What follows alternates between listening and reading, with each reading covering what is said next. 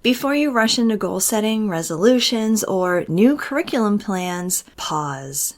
Today, I want to invite you to pause and reflect, not just on what went wrong this year, but what lit you up, what you learned, and who you want to be in the classroom next year.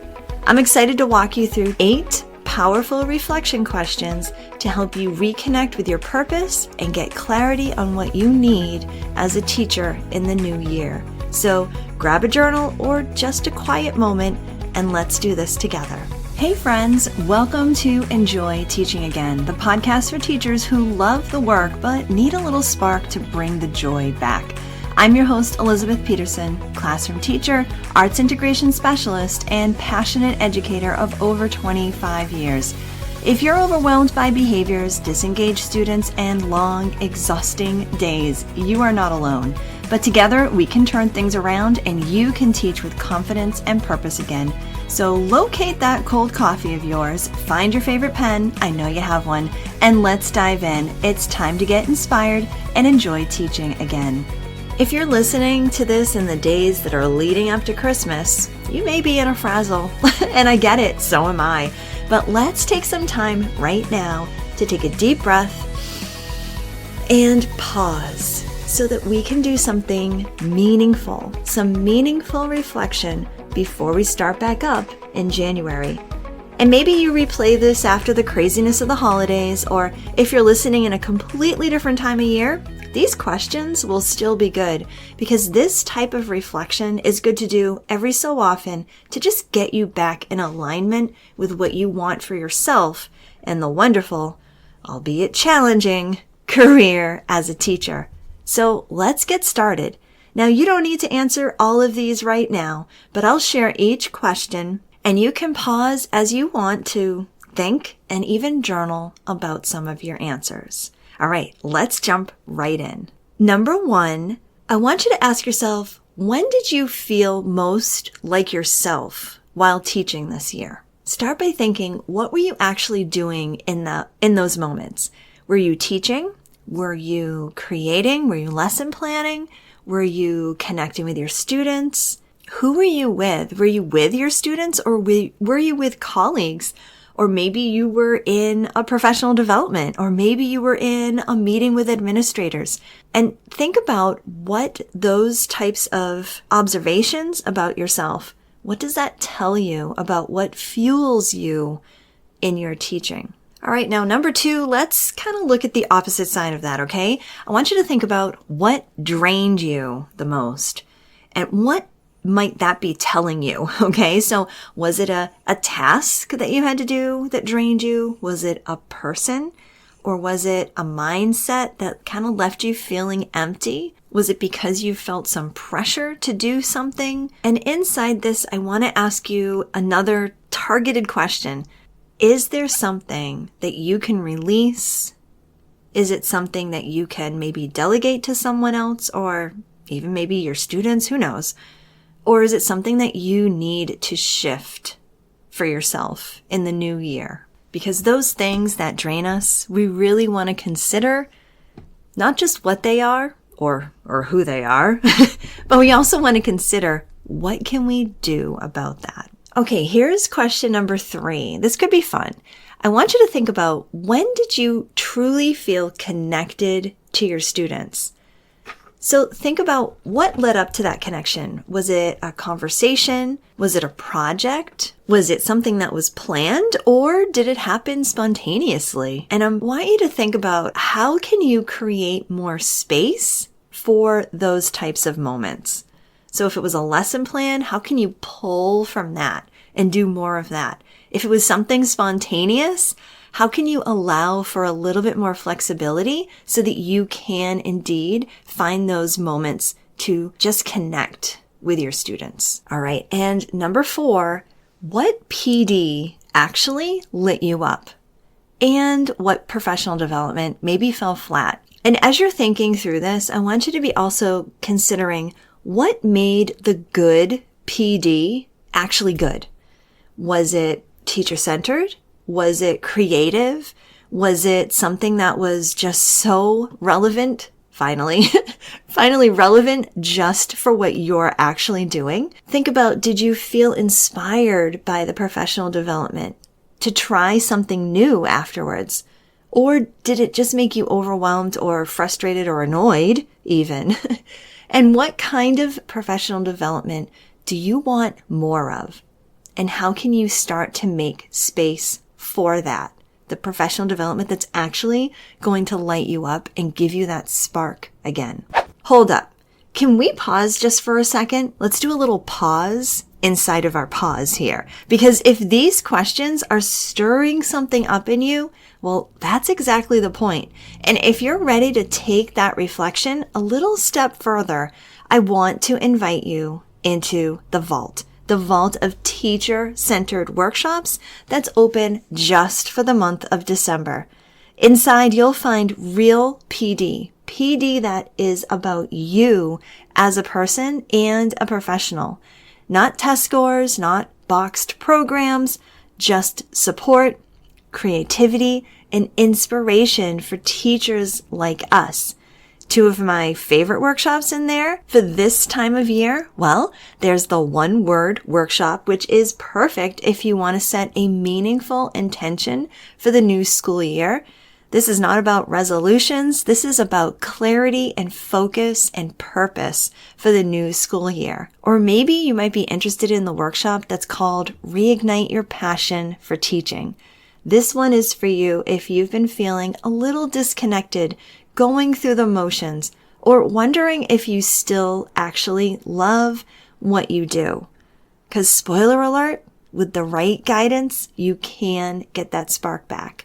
These workshops are short, they're powerful, you can do them on your own time, they have printable resources for you to use, and PD certificates are always included. Just head to theinspiredclassroom.com/PD to go and see what's inside the vault. And be sure to use this code to save an extra 10%.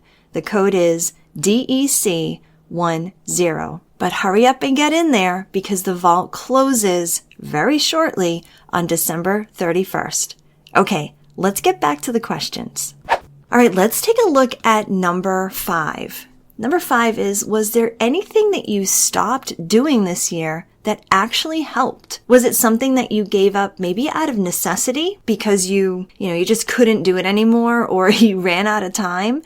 Or did you do it with intention? For example, I encouraged a couple of my colleagues to take their school email off of their phones and to stop checking email at home. That can be such an important boundary that so many teachers need to start considering. Whatever you may have stopped, what happened when you stopped doing it? Did the world end? I'm joking a little, but did it actually affect you negatively, or did it maybe help? Was there a committee that you decided, I really just can't do this right now in this season of my life? It's okay. So think about, was there anything you stopped doing that actually helped? And maybe there's something that you want to consider for the new year. Okay, number 6, what part of your teaching do you want to actually deepen next year? Like, is there a creative idea that you haven't fully explored yet? Different way to teach your content maybe, or a part of your content that you don't fully understand and you want to get a little bit more deep into it. I know that sometimes when I am going through my day, I feel like I'm kind of going through the motions. So maybe that's something that is, hitting for you too. You feel like you're going through the motions with certain things, and maybe there's an opportunity for you to go a little bit deeper so that you feel like you're getting more out of what you're teaching. And as you're thinking about that, also consider what would actually help you grow in a way that feels energizing, not just exhausting, but energized. And you probably know that I'm going to mention that we have so many great creative workshops available inside the vault this month. So if you want to explore how to do things like integrate music or other art forms into your content, you should check these out. One thing that is available in the vault for an amazing discount this month is the virtual teacher art retreat. That's where you can get over 10 workshops in various art forms that are taught by a variety of teachers and artists. And you can get all of those for an incredible price. You really should check that out if you want to bring more creative experiences into your classroom. Let's move on to number 7. What do you want to let go of before stepping into January? Is there a belief that you have stuck in your head, or a burden that it just doesn't seem to go away? Or maybe there's a pattern that you find yourself in that's wearing you down. It could be as simple as your morning routine is just not quite working for you and you want to change things up so that you're better prepared and better equipped for each day as you're going into school. And by the way, if you check out that one-word workshop inside the vault, there's a bonus workshop in there that talks about 3 routines that every teacher should have. And we discuss a lot about morning routines along with a couple of others that can be so beneficial to helping you to really feel prepared each day and end each day with just some feeling of completeness and joy. Now, I already alluded to this, but we're still on number 7. What can you maybe let go of before you step into January? And that is there something that you're clinging on to that just doesn't serve you anymore? Maybe it never really did. Is there a committee or a habit that you do that just is not good for you? Is there something you can let go of? Because I want you to consider, what would it actually feel like to start the new year just a little bit lighter? So considering what kind of things you can let go of, that is some priceless stuff right there. And finally, we've got number 8. What do you want more of in your teaching life? So think emotionally first. What kind of things do you want for yourself as a teaching professional? Do you want more peace? Do you want more laughter? Do you want more creativity? Do you want more calm? And maybe you think a little bit more practically. Do you want more planning time? And is there some creative way of getting that? I know that that's not always something we can control, but let's write it down. Let's dream a little bit here. What do you want more of in your teaching life? Do you want more time to collaborate with other people? And it could be people on your grade level or people in your department, but it could also be people outside of your grade or your department that you can collaborate with. I've had some really fun experiences with that type of collaboration over the years. Or maybe you want a little bit more student ownership, and consider ways that you can get more of that inside your classroom. Okay, those questions, that was a lot. That was a lot. They really can stir up a lot too, can't they? Reflection is so powerful, but let's face it, it's only as powerful as what you then do with it. So hopefully you've given yourself that time to actually think things through. And if you just played this all the way through and you just kind of had some ideas rolling around in your head, I really want to encourage you to find some time before you go back to school in January or whenever this is in the school year for you, and really give yourself the opportunity to sit with the question, maybe press pause on my voice, journal something out, take some notes, do a couple of doodles, and see what really comes up for you. And then you can give yourself a moment to look back at what you thought about, what you wrote down, and highlight some of the patterns that you noticed and the things that really stick out for you. And if you're thinking, yeah, I do want more creativity, I want more connection, I want more of me in my teaching, then I want to invite you into something so very special. It's the Vault. This is a collection of teacher-centered professional development workshops that are open just for this month.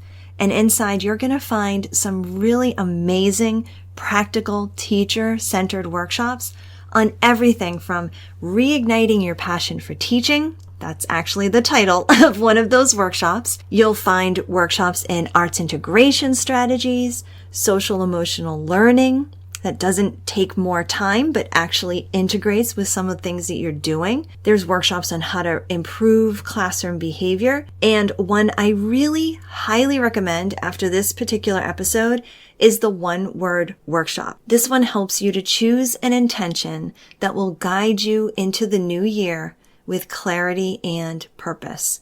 These are the kinds of professional development sessions that meet you where you're at. It's not about fluff or unrelated things, no mandates, just meaningful creative support that you can have on your own time. And you'll earn PD hour certificates also for any of them that you choose. So head over to theinspiredclassroom.com/PD. Use the code DEC10 to save 10%. I want to thank you for spending this time reflecting with me. I'm so glad that you took some time to really pause and think and reflect on all these different things that really can cloud up our time as a teacher, okay? And I want to encourage you, keep doing the work that matters.